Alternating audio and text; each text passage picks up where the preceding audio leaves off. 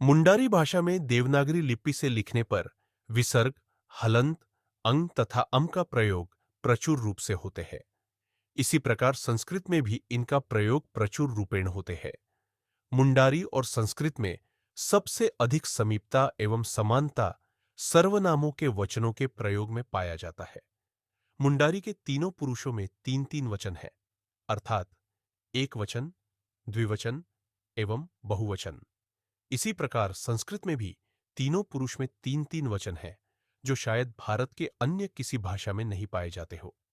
किंतु इन वचनों के प्रयोग में भी मुंडारी भाषा संस्कृत से एक कदम आगे बढ़ी हुई है एवं मुंडारी व्याकरण की श्रेष्ठता बताती है। वह यही कि मुंडारी के उत्तम पुरुष के द्विवचन और बहुवचन में दो व्यक्ति तथा अधिक व्यक्तियों की जिस स्पष्टता का बोध होता है, यह स्पष्टता संस्कृत में नहीं है। मुंडारी और संस्कृत भाषाओं की इन समानताओं या भिन्नताओं का अध्ययन करने से यही पता चलता है कि ये दोनों भाषा एक दूसरे के समकालीन भाषाएं थी तथा इन दोनों भाषाओं के विद्वान अपनी अपनी भाषा में किसी से कम नहीं थे, बल्कि उसमें निपुण थे। मुंडा लोगों के संबंध में कितने लेखकों का कहना है कि ये लोग ऑस्ट्रो एशियन दल के हैं और कुछ लोगों का कहना है कि ये मंगोलियन दल के लोग हैं। समय के परिवर्तन होने के कारण इस जाति का विभाजन तीन मुख्य शाखाओं में हुआ, अर्थात एक संतल मुंडा, दो हो मुंडा एवं तीन होड़ो मुंडा। यद्यपि ये तीनों दल के लोग युगों से विभिन्न दिशाओं में छितरे हुए हैं, तथापि उनके बीच अपनी मातृभाषा बोली जाती है और उस मातृभाषा का सूक्ष्म अध्ययन करने से मालूम होगा कि यह मातृभाषा अन्य नहीं, मुंडारी ही है। इन दलों के बीच शब्दों के उच्चारण एवं वाक्यों के प्रयोग में कुछ भिन्नताएं हैं, किंतु शब्द रूप एवं धातृ रूप का अध्ययन करने से करीब 80 से 90% मुंडारी शब्द उपर्युक्त तीनों दलों द्वारा व्यवहारित पाई जाती है।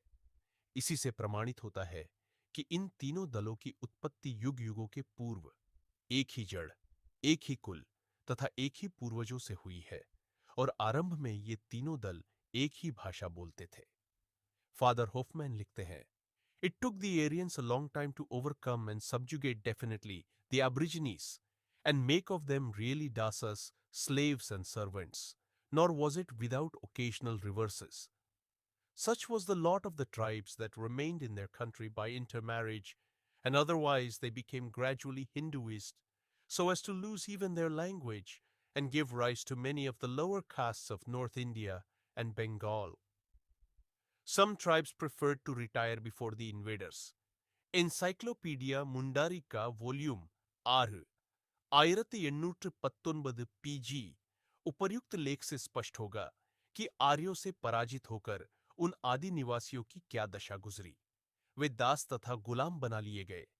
कितनों को अंतरजातीय विवाह के लिए वाध्य किया गया और धीरे धीरे वे अपनी भाषा ही नहीं अपना सर्वस्व भूल गए। तत्पश्चात इस देश में कई पिछड़ी जातियों का सृजन हुआ, पर कितनों ने पराधीनता स्वीकार नहीं की। वे अपना सब कुछ छोड़कर जंगलों, पहाड़ों तथा कठिन घाटियों में भागकर शरण लिया। वे अपने साथ कोई लिखित साहित्य या अभिलेख तो लेकर नहीं गए, सिर्फ अपनी मातृभाषा ही साथ साथ ले गए।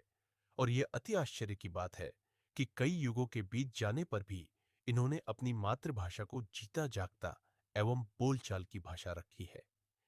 इसी से अनुमान किया जा सकता है कि मुंडारी भाषा अपने युग में कितनी अधिक उन्नति के शिखर पर छड़ी हुई थी तथा इसका प्रभाव अपने लोगों के हृदयों के पट में कितनी गहराई तक जाकर समा गई थी, जिससे लिखित अभिलेखों के नष्ट हो जाने पर भी यह भाषा उन लोगों के बीच अभी भी बोलचाल की जीवित भाषा है।